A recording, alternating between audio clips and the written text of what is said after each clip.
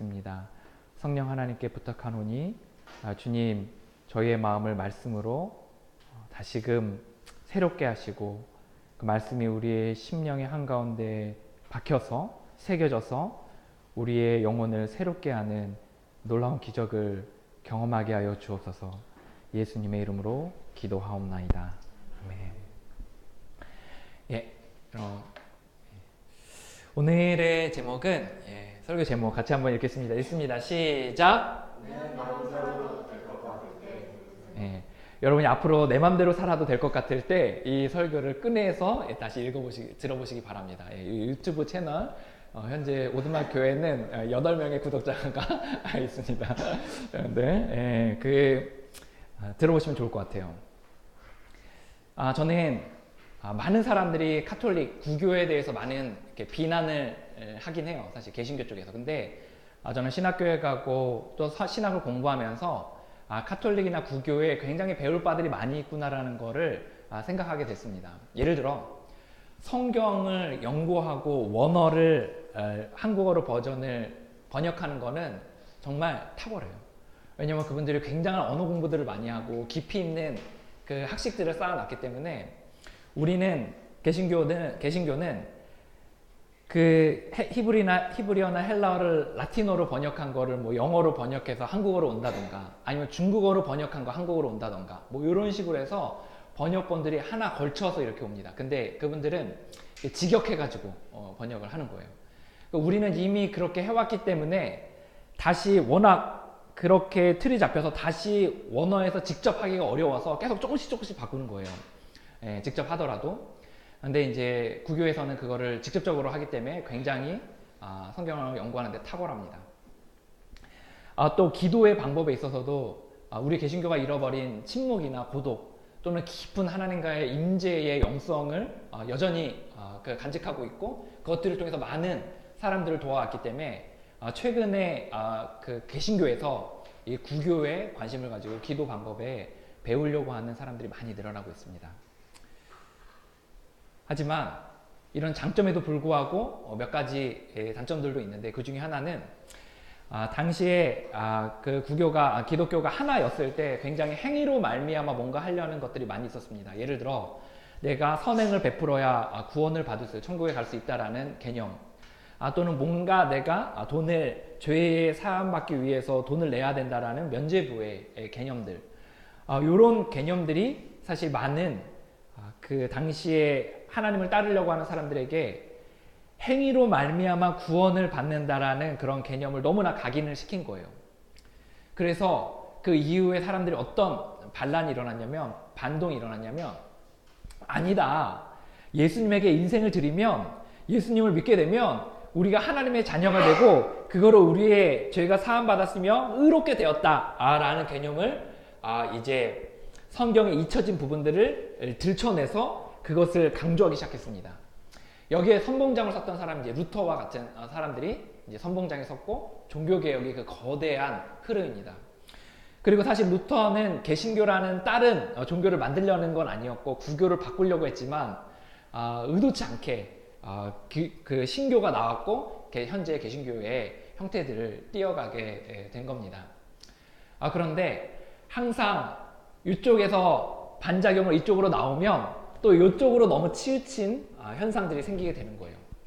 우리가 믿음을 강조하게 됐어요. 우리가 예수 그리스도의 인생을 드리면 우리는 의롭게 됐다. 하나님의 자녀가 되었다. 우리는 천국이 보장되었다라는 우리 잊혀진 부분들을 이제 강조하기 시작했습니다. 그러다 보니까 어떤 부작용이 생겼냐면 이런 생각을 하게 된 거예요. 아무리 크리스찬들이 그 머리에 지우려고 해도 지워지지 않는 신념들이 몇 가지가 생겼어요. 처음에 교회에 와요. 당신은 예수님을 믿으세요라고 이야기하면 사람들이 예수님을 믿어야 될 이유에 대해 생각하는데 내 죄를 사함받을 수 있다고 하니까 믿게 돼요. 그러고 나서 하나님의 자녀가 돼요. 그리고 천국이 보장되었다라는 구원의 확신을 계속해서 강조를 많이 하게 됩니다. 그러면서 우리 머릿속에 지워지지 않는 생각이 뭐냐면 내가 어떻게 살든지 간에 내 삶은 천국에 보장되었고 나는 의롭게 되었다 라는 생각이 머릿속에 각인돼 있어요. 그래서 크리스찬들이 어떻게 살아가게 되냐면 이렇게 되는 거예요. 이제 나는 하나님의 자녀가 되었고 천국은 보장받았고 이제 조금 내가 이제 뭔가 봉사를 하고 뭔가 열심히 하고 뭔가 선하게 살아가는 것은 추가적인 거야. 그거 해도 좋은데 안 해도 괜찮아. 라는 생각을 갖게 됐어요. 그래서 일부의 크리스찬들, 때로는 우리의 모습 안에서도 내가 구원받았으니까 나 하나님의 자녀니까 그냥 막 살고 싶은 대로 살아도 되지 않아. 라는 생각이 들 때가 있다라는 거예요. A 할까 B 할까? A는 좀 어려운 길, 선한 길, B는 좀 불편한 길, 조금은 양심을 거리끼는 일이 있을 때 A를 선택하려고 하다가 나는 하나님의 자녀고 천국이 보장받았으니까 뭐 B대로 살아도 되겠지 라는 생각으로 쉽게 선택을 하게 되는 일들이 많이 생겼다는 거예요. 그래서 크리스찬들 가운데 굉장히 앞과 뒤가 맞지 않는 일들이 생겼습니다. 하나님의 자녀를 믿는다고, 하나님의 자녀라고 하지만, 구원받았다고 하지만 윤리적으로는 굉장히 무뎌져 있고 전혀 상상하지도 못할 일들을 행하는 많은 크리스찬들이 때론 우리의 모습 속에 있다라는 거예요. 이게 바로 행함을 강조하였던 것들에 있어서 반작용으로 믿음을 강조하다 보니까 나왔던 우리의 또 다른 부작용인 것입니다. 질문할게요. 정말 우리 막 살아도 돼요? 정말 우리 살고 싶은 대로 막 살아도 되나요? 제가 이 시간에 여러분들의 설교로 이렇게 해서 구원받았으니까 감사해서 이렇게 열심히 살아야죠. 이렇게 해서 해야죠 하는 여러 의무와 당위들에 대해서 여러분들이 이야기하면 사실 우리는 또 그래 뭐 내가 그렇게 해야 되는 건 알지만 난 여전히 천국은 보장받았으니까 라는 생각에 다시 시간이 지나면 물러설 이유가 많이 있다는 거예요. 근데 우리는 여기서 기억해야 될 게 있어요. 우리가 살고 싶은 대로 막 살면 우리가 현재의 삶에 영향을 미친다는 것을 우리가 기억해야 됩니다. 언제의 삶에 영향을 미친다고요? 네, 현재의 삶. 맞췄습니다. 현재에서 언제의 삶에 영향을 미친다고요? 현재의 삶에 영향을 미친다는 것을 기억할 필요가 있다는 거예요. 현재의 삶에. 우리가 마음대로 막 살잖아요. 그럼 어떻게 되는지 볼게요. 물론 갈라디아서 5장 1절에서는 우리가 자유를 위하여 부르심을 받았다라는 구절이 나와 있습니다. 너희가 자유를 위하여 부르심을 받았으나 라는 구절이 나와 있거든요. 자유를 위해 우리가 부름을 받은 게 맞아요. 우리가 행위로 말미암아 구원을 받거나 행위로 말미암아 뭔가 하는 것은 아니라는 것에 대해서 분명하게 말씀드리고 있습니다. 하지만 우리가 마음대로 살고 싶은 대로 막 살면 우리의 현재적인 피부와 우리의 감정과 우리의 영혼에 영향을 미친다는 거예요. 어떤 영향을 미치는지 몇 가지 살펴보겠습니다. 첫 번째입니다. 읽습니다. 시작. 간절히 원하는 일을 하지 못하게 될 수도 있다는 거예요. 우리가 원하는 일을 못할 수 있다는 거예요. 5장 17절 육체의 소욕은 너희가 원하는 것을 하지 못하게 한다. 우리의 육체의 소욕들이 있어요. 내가 하고 싶은 대로 막 살고 싶은 마음들이 있는데 내가 이대로 살면 어떻게 되냐면 내가 원하는 거, 내가 정말 선하게 원하는 것들에 대해서 정말 하고 싶은 일들에서 못하게 되는 일들이 생길 수 있다라는 거예요.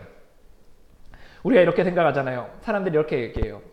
우리가 크리스찬으로서 되었을 때, 우리가 하나님께서 우리의 선한 마음을 주었을 때 우리는 사람들에게 이렇게 이야기합니다. 내가 나는 이런 삶을 살 거야. 나는 다른 사람을 돕는 삶을 살 거야. 나는 정말 멋들어지게 우리 가정을 잘 행복하게 꾸리는 삶을 살 거야. 나는 우리 직장에서 좀 더 선한 영향력을 끼치며 살아갈 거야. 나는 뭔가 내 삶에서 의미 있는 일을 할 거야 라는 이야기를 하고 생각들하고 그것에 대해 간절히 바라는 마음을 갖는 거예요. 그런데 우리의 삶의 현장에서는 이렇게 살아가는 겁니다. 내가 그냥 마음에 원하는 대로 살아가는 거예요. 내 마음에 원하는 것은 정말 하고 싶은 게 저기에 있지만 내 현재 오늘의 삶에 있어서는 내가 그냥 원하는 대로 육체의 소욕대로 살아가게 되는 거예요. 그럼 어떤 일이 생기게 되냐면 이런 일이 생기게 돼요. 나는 언젠가 저 일을 할 거야. 나는 언젠가 저 일을 하고 싶어. 그리고 1년이 지났는데 그 위에 또 이렇게 얘기하는 거예요. 나는 언젠가 저 일을 하고 싶어. 또 1년이 지나서 또 이야기하는 거예요. 나는 언젠가 저 일을 할 거야. 그리고 1년이 지나고 그리고 마지막 죽는 날 순간에는 이렇게 얘기한다는 거예요. 나는 언젠가 그 일을 했어야 되는데. 우리가 정말 원하는 대로 막 살잖아요. 그리고 우리가 평생 동안 이 짧은 인생 동안 그토록 하고 싶었던 그 일들을 사랑하지 못한다는 거예요. 사랑하는 주변의 멤버들과 교회 식구들을 사랑하지 못할 수 있고 때로는 우리 가족들을 섬기지 못할 수 있고 때론 그 마음이 따뜻한 친구 누구 하나 밥 한 끼 제대로 사줄 수 없을 수 있고, 내가 정말 그토록 원하던 의미 있는 일들을 하지 못한 채로 우리의 인생을 마감할 수 있다는 겁니다. 높은 가치는커녕 다른 사람을 돕기는커녕 내 삶 하나도 추스리기 어려운 채로 우리의 인생을 마감하며 마칠 수도 있다는 겁니다. 성경은 말합니다. 너가 마음대로 살잖아. 그러면 너는 너의 인생에서 그토록 원하는 일들을 하지 못하고 인생을 마감할 수도 있어. 우리가 원하는 대로 살면 이런 일이 벌어질 수 있습니다. 같이 있습니다. 시작. 지옥 같은 삶을 산다. 지옥 같은 삶을 산다는 거예요. 21절에 이런 구절이 있습니다. 하나님 나라를 유업으로 받지 못한다 라는 게 있어요. 21절 마지막 절에 하나님의 나라를 유업으로 받지 못한다는 거예요. 이건 다시 말하면 무슨 말이냐면, 우리가 하나님 나라 안에서 누리는 그 놀라운 기쁨과 평안과 또 풍요의 삶들이 있습니다.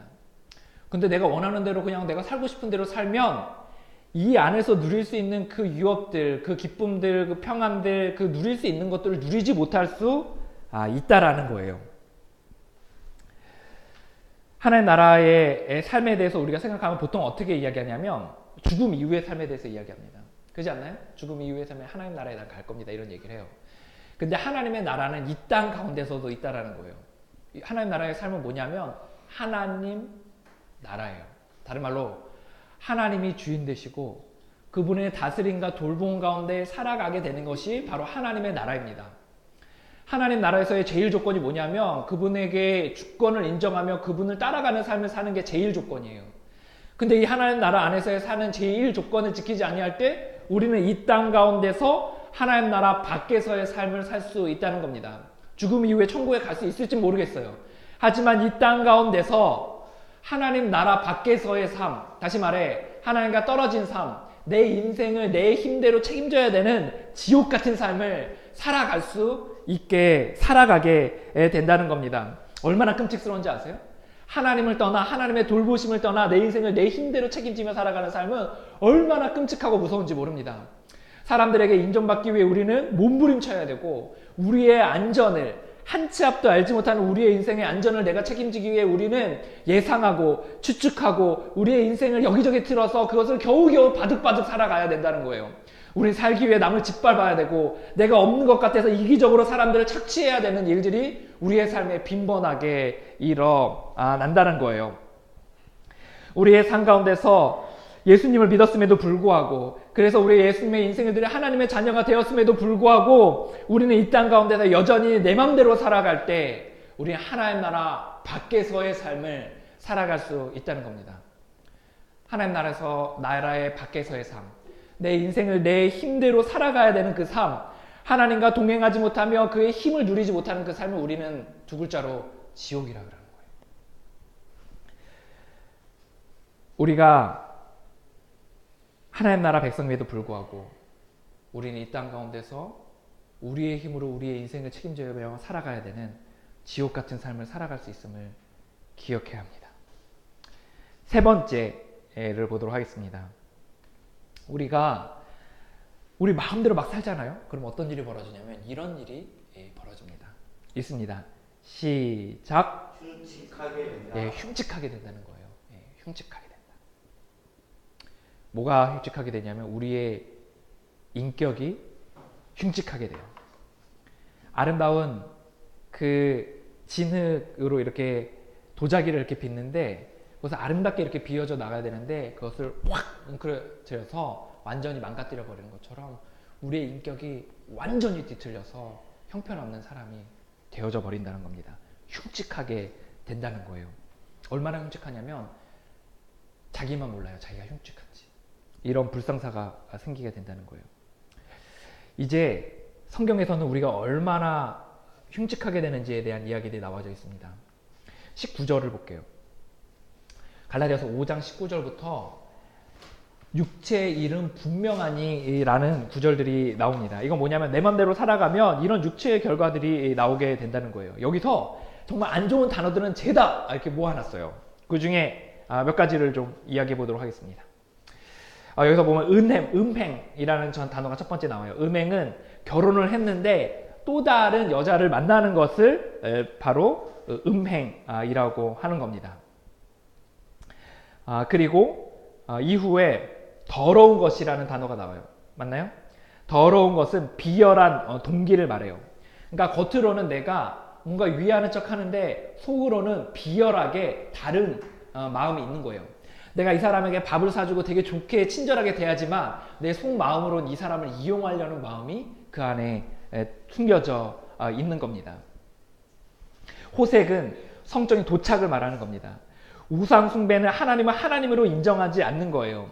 분쟁은 다툼이에요. 이 자식 저 자식 하면서 다툼을 하는 겁니다. 당짓는 것은 자기에게 이익이 된다고 생각하는 쪽으로 방향을 정해서 그쪽으로 끼리끼리 모이고 그쪽으로 무리를 짓는 것을 말하는 겁니다. 이단은 특정한 교리나 학파가 옳다고 생각하며 그것을 고집하고 상대방을 비난하는 겁니다. 시기와 투기라는 단어는 좀 비슷하면서 좀 달라요. 시기와 투기, 성경에서 나오는 시기와 투기는 좀 다르는데 시기는 경쟁적인 질투예요. 예를 들어 상대방이 돈 많고 잘생긴 남자와 결혼하는 거 보니까 막 이렇게 질투가 드는 거예요. 그래서 나도 이제 그렇게 하고 싶어서 나도 그런 사람을 막 찾아다니고 더 나은 사람과 결혼하고 싶어서 이제 발버둥을 치는 게 바로 그 시기이고 여기서 나오는 이제 질투입니다. 또 자신이 학점을 따기 위해서 이제 도서실에 한 권밖에 없는 책을 숨겨버리는 거예요. 이게 내가 더 낫고자 하는 마음에서 다른 사람을 시기하고 하는 겁니다. 마지막에 술 취함이라는 단어가 나와요. 이 술 취함은 뭐냐면 그 고대의 단어로서는 이런 단어로 쓰여졌어요. 이 고대에서는 이 술 취함의 단어가 술을 마시고 길거리에서 흥에 겨워가지고 막 노래하고 막 이렇게 하면서 온 동네방네를 해치는 거. 이게 술 취함이라는 단어의 원어의 뜻이 나는 거예요. 육체가 하고 싶은 대로 우리가 살아가게 되면 내 맘대로 살아가게 되면 어떤 일이 벌어지면 이런 일이 벌어지는 거예요. 내가 아내가 있는데 또 다른 사람에게 눈을 돌리는 거예요. 내가 겉으로는 굉장히 친절한데 그 아래에는 비열한 동기가 숨겨져 있는 거예요. 내 안에 다른 사람이 잘 되는 걸 못 봐서 그 사람이 망하길 바라고 나도 그 사람보다 더 잘 되기를 바라는 마음에 휩싸여 사는 겁니다. 다투고 무리짓고 그리고 자기가 살겠다고 남에게 피해주는 일들이 생기게 되는 겁니다. 여러분 어떠세요? 이 구절들을 봤을 때 저는 이 구절들을 보면서 애석하게도 한국 교회가 또 저희들의 모습이 우리들의 모습이라보다는 한국 교회가 많은 크리스찬들의 모습이 떠올랐습니다. 우리 크리스찬들이 사실 여기에 많이 해당되는 영역들이 있어요. 전도하는 것 같지만 사실 그 안에는 비열한 동기로 교인 수를 늘려서 내가 뭔가 번듯한 그 인정을 받고자 하는 마음들이 있다는 거예요. 교회 안에 얼마나 다툼과 갈등이 많습니까? 장로파, 목사파, 장로들끼리, 성도들끼리. 자기의 교리가 옳다고 이야기하면서 교단들이 나눴는데 처음에는 대한예수교 장로회 하나만 있었어요. 그러다가 이건 아니다. 통합과 합동으로 나눴어요. 이건 아니다. 기장이 나왔어요. 고신이 나왔어요. 그러면서 나중에는 수많은 교단으로 나눠지게 되었습니다. 선교지에 나가면서 가장 괴롭다고 선교사님들이 괴롭다고 이야기하는 게 뭔지 아세요? 그것은 같은 선교사님들이에요. 내가 여기서 선교를 하고 있는데 누가 여기 와서 옆에서 선교하잖아요. 그럼 해방을 놔가지고 선교를 못하게 만들어요. 그래서 이게 가장 고통스럽다고 이야기합니다. 거기에 뭐가 작용한 거죠? 시기와 질투. 저는 이 모든 것들이 사실 이 갈라디아서 말씀도 그렇지만 이게 난크리스찬, 예수 그리스도를 믿지 않는 사람들에게 해당되는 말씀이 아니라는 거예요. 예수님을 믿는다고 하는 사람들에게도 이러한 일들이 충분히 벌어질 수 있다는 것입니다. 어떻게 살 때? 내 마음대로 살 때, 내가 살고 싶은 대로 살 때 이런 일이 벌어진다는 것입니다. 내가 인생의 주인데요. 내가 그냥 하고 싶은 대로 내 뜻대로 막 살면 이렇게 육체의 열매들을 맺게 된다는 거예요. 우리가 내가 마음대로 살잖아요. 그럼 우리 인격이 흉측하게 돼요. 성경은 이 모든 것들을 한마디로 표현하는데 이렇게 표현합니다. 야고보서 1장 15절이에요. 제가 읽겠습니다. 욕심이 잉태하여 죄를 낳고 죄가 장성하여 사망을 낳느니라.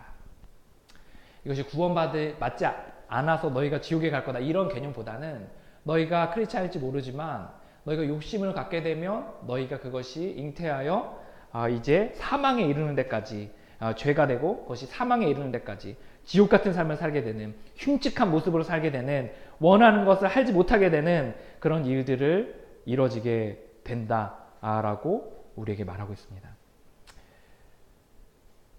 우리 어떻게 살아야 합니까?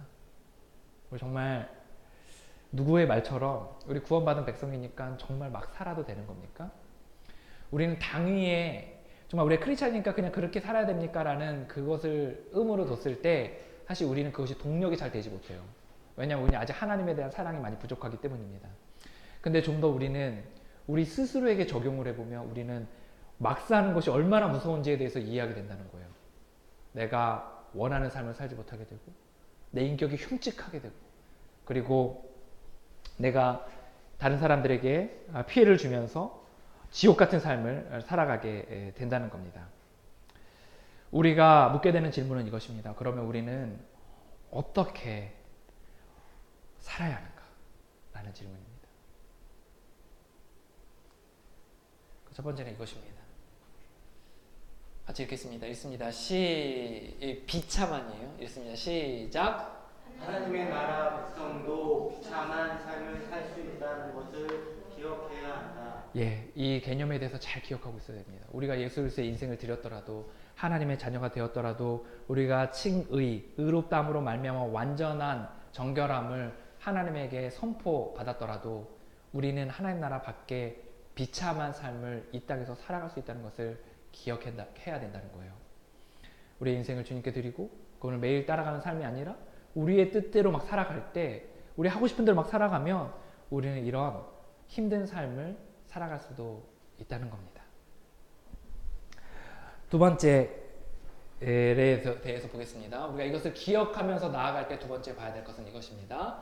같이 읽겠습니다. 읽습니다. 시작. 우리 안에 영으로 계신 하나님께 맡겨야 한다. 우리 안에 영으로 계신 하나님께 맡겨야 된다는 거예요. 여러분 제 리더들 중에 저에게 이런 이야기를 한 게 있어요. 이런 얘기를 했어요. 처음에 되게 예수님 믿는 거 되게 좋으시죠. 하나님을 따라가는 거 되게 좋으시죠. 근데 나중에는 소의 고리를 꺼가지고 소가 이렇게 따라가듯이 그런 삶으로 바뀌게 돼요. 하나님만 따라가게 되는 일이 생기게 될 거예요. 라는 이야기를 했거든요. 그러면서 그분이 늘 입에 붙인 게 하나님께서 인도하시면 내가 그렇게 해야죠. 라는 그걸 늘 이렇게 입에 달고 사셨어요. 우리의 삶 가운데서 하나님의 나라가 있고 하나님 나라 밖에서의 삶이 이 땅 가운데서도 존재한다는 것을 기억할 필요가 있습니다. 또 하나 우리가 이 비참한 삶에서 다시금 이 하나님의 나라 안에서의 살기 위해서는 어떻게 되냐? 우리가 그 주인을 인정해야 된다는 거예요. 우리가 그 나라의 왕을 존재해야 된다는 거예요. 그분이 누구냐면 우리 안에 계신 영이십니다. 하나님이세요. 또 다른 말로는 성스러운 영, 성령이라고 말합니다. 그래서 우리는 이렇게 해야 됩니다. 성령님, 내가 인생의 주권을 당신에게 드립니다. 내 의지와 생명을 당신에게 드립니다. 라고 날마다 고백하며 나아가야 되고 그분의 주권을 인정해야 된다는 거예요. 또 하나, 당신이 내 삶 가운데 원하는 당신의 뜻을 따라 살아가기 원합니다. 라는 고백 가운데 그 뜻을 알려달라고 기도하며 나아가야 된다는 거예요. 근데 놀랍게도 우리가 매일의 삶 가운데 그런 삶을 꾸준히 살아가기 시작할 때 주님께서 우리의 삶 가운데 서서히 인도라는 것을 해주시기 하는 상황들이 생기게 됩니다. 때론 상황을 열어주시고 때론 사람들의 입술을 통해 때론 말씀을 통해 우리가 어떻게 살아야 될지에 대해서 우리에게 알려주시기 시작한다는 거예요. 처음엔 아무런 느낌, 아무런 일, 아무런 상황도 벌어지지 않는 것 같을 수 있지만 우리가 꾸준히 그러한 삶을 살아갈 때 그분이 우리에게 말씀하시기 시작하고 말을 걸어오시기 시작하시고 우리가 그 길을 따라갈 수 있게 된다는 거예요. 우리가 그분의 주권을 인정하고 그분의 음성을 들으며 그분을 따라가게 될 때 우리의 삶 가운데 비로소 하나님의 나라 안에서의 삶이 펼쳐지게 될 겁니다. 이 하나님 나라 안에 있는 삶이 그럼 어떤 일이 벌어지게 되는지 아세요? 하나님 나라 안에 있는 사람들이 바깥에 있는 사람들을 만났을 때 이야기를 나누면 바깥에 있는 사람들이 이 안에 있는 사람들의 이야기를 잘 이해를 못해요. 예를 들어 내가 하나님과의 교제 가운데 하나님께서 내게 이렇게 말씀하셨습니다. 그럼 바깥에 있는 사람들 무슨 소리야? 하나님 무슨 말씀을 하시오? 내가 하나님의 말씀에 순종했더니 이런 놀라운 일들이 벌어졌습니다. 아니야, 그건 부동산 값이 올라서 그런 거야. 내가 부모를 잘 만나서 그래 라는 이야기를 하는 거예요. 내가 이렇게 깊은 평안과 이런 그 두려움과 이런 것, 두려움이 떠나가고 평안과 담대함이 생겼습니다. 아니야, 너가 너무 약해서 신앙에 의지해서 너가 정신적으로 그냥 의지하려고 하니까 그렇게 자연스럽게 된 거야 라는 것으로 이야기를 한다는 거예요. 이해를 못해요. 왜냐? 이 나라 안에서의 삶은 영적인 삶이고 보이지 않는 하나님과의 관계 가운데 삶이며 가운데선 보이지 않는 축복을 누리는 삶이기 때문입니다. 여러분 삶에 깊은 곳에서, 영혼 깊숙한 곳에서 아마도 여러분의 삶을 살아가면서 이런 마음들이 소리가 들릴지 모르겠어요. 막 살아. 살고 싶은 대로 살아. 천국에 가잖아. 예수님이 널 의롭게 했잖아. 라는 소리가 시시로 들게 될 거예요. 그때 또 다른 하나님께서 우리의 말씀에 세밀하게 말씀하신다는 걸 기억해 볼 필요가 있어요. 아니다. 너가 너의 마음대로 막 살게 되면 너는 너가 그토록 원하는 꿈꾸는 삶을 살지 못하게 되고 너의 인격도 흉측하게 되며 지옥 같은 삶을 살 수도 있단다. 내가 너의 인생의 주인이 되어줄 테니 내게 너의 인생을 맡기고 그리고 내가 너에게 인도하는 대로 그 삶을 따라가기 바란다. 이 하나님의 주권을 인정하시며 그분의 음성을 듣고 따라가시는 저와 여러분이 됐으면 좋겠습니다. 같이 기도하겠습니다. 저는 함께 기도할 거는 우리